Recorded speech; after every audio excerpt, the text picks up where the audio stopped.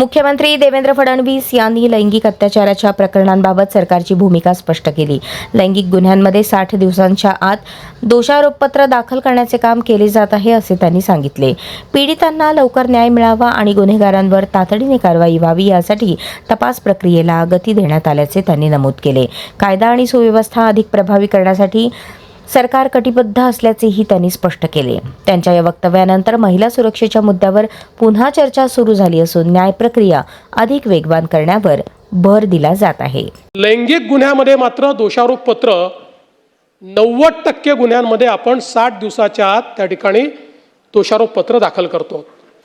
आणि आता नवीन कायद्याने एक अजून चांगलं केलं की जे गंभीर गुन्हे आहेत, अटकजन्य 7 वर्षाच्या वरचे जेवढे गुन्हे आहेत, या गुन्ह्यांमध्ये फॉरेन्सिक टीमला स्पॉटवर जावं लागतं।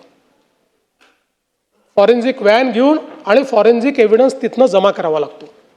ही पण एक अतिशय चांगली सुधारणा झाली आहे की ज्याच्यामुळे आपल्याला माहिती आहे ह्युमन एव्हिडन्स हा खोटं बोलू शकतो, पण फॉरेन्सिक, टेक्निकल, डिजिटल, इलेक्ट्रॉनिक हे एव्हिडन्स कधीच खोटं बोलत नाही।